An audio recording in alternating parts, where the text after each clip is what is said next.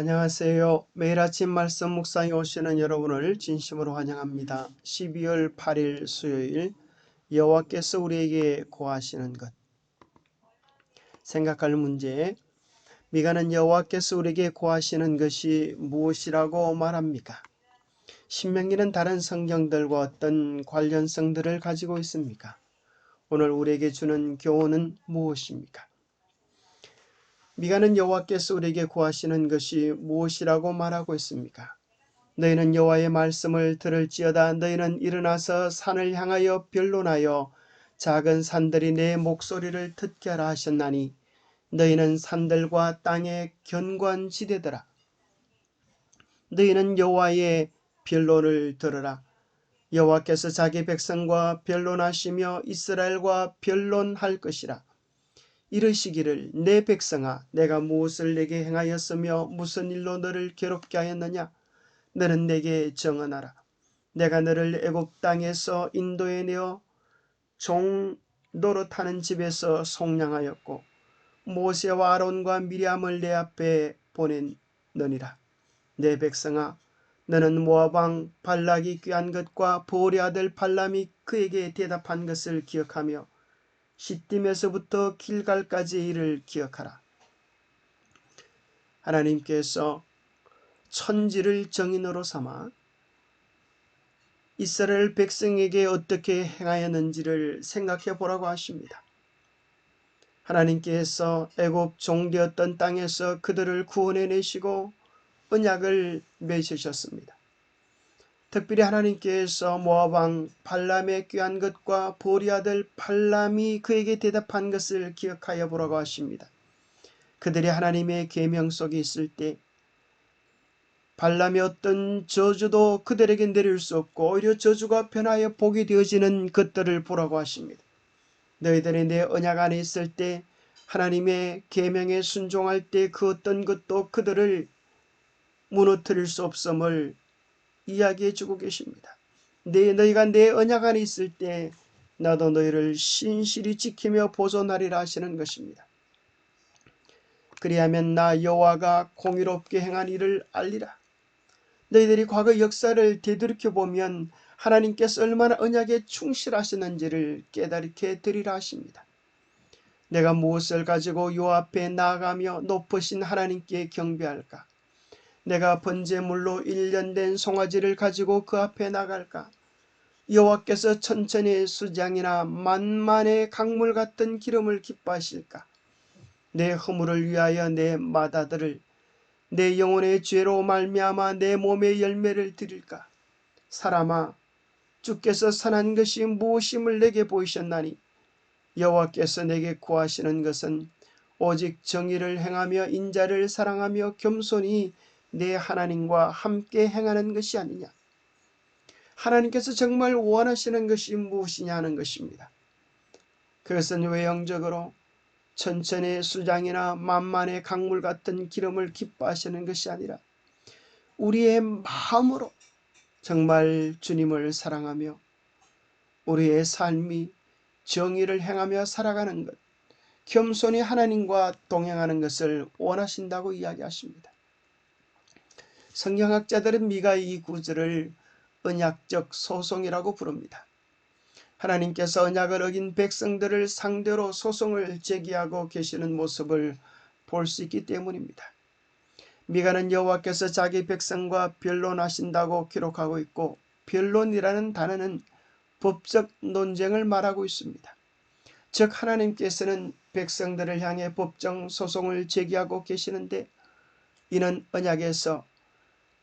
언약에는 관계적인 측면 외에 법적인 측면이 또한 있음을 암시하고 있습니다. 언약에 있어서 핵심은 율법이었기 때문에 이러한 사실은 결코 놀라운 것이 아닙니다.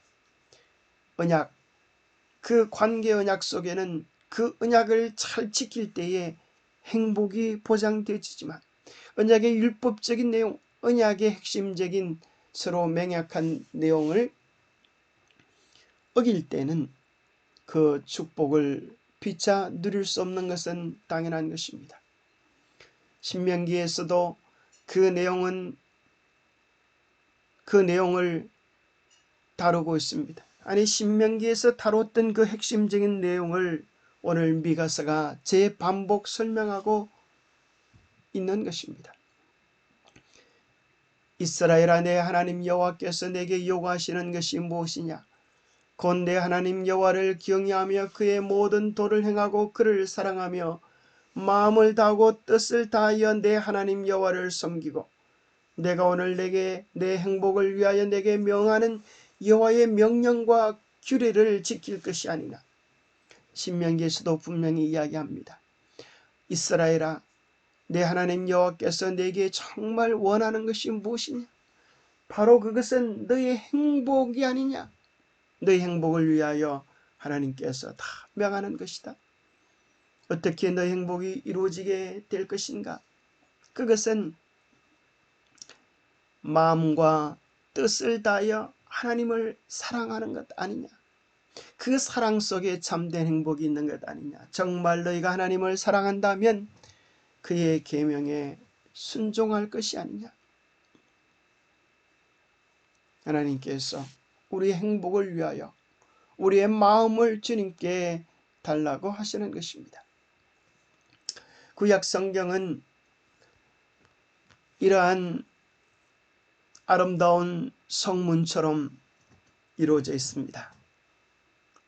5권의 모세오경, 5권의 문학서, 5권의 대선지서, 12권의 역사서와 12권의 선지서들이 소선지서들이 기둥을 이룹니다.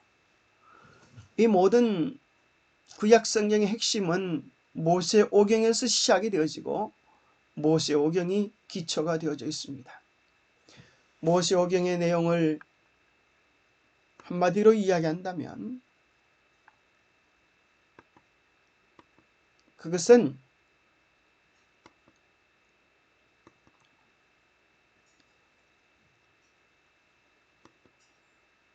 순복불제입니다. 하나님의 계명에 대한 선포와 너희가 순종하면 복을 받고 불순종하면 저주를 받는다는 것입니다. 그래서 12권의 역사서들은 순종하니 과연 복이 오고 불순종하니 저주가 왔다고 하는 것을 증명이라도 해주는 것처럼 역사서들이 다 그렇게 증명해 주고 있는 것입니다. 역사서들 속에서 성취되고 있는 것입니다. 모세오경의 그 핵심적인 내용들은 문학서와 대선지서에 영향을 미쳐서 매 시대의 선지자들을 통하여 뭐라고 이야기하십니까? 너희들 역사를 봐라. 너희들 하나님의 뜻을 깨달으라. 순종하면 복을 받고 불순종하면 저주를 벗어날 길이 없다라고 경고해 주고 있는 것입니다. 너희가 불순종하면 율법서에서 이야기했던 저주가 쏟아질 것이다. 정신을 차리라. 끊임없이 하나님께서 당신의 선지서들, 선지자들을 통하여 경고해 주고 있는 것입니다. 신약은 5권의 역사서와 21권의 서신서 그리고 1권의 예언서들로 이루어져 있습니다. 이것들은 율법서와 무슨 연관성을 가지고 있을까요? 당연히 연관성을 가지고 있습니다. 복음서들은 우리에게 이렇게 이야기합니다. 우리가 죄를 지어서 하나님의 율법을 범하여 죽을 수밖에 없는 죄인이 되었는데 우리 주님께서 오셔서 대신 죄값을 치루어 주셔서 이제 너희들이 구원받을 수 있는 길이 열렸다. 이 구원을 받아들이라는 것입니다.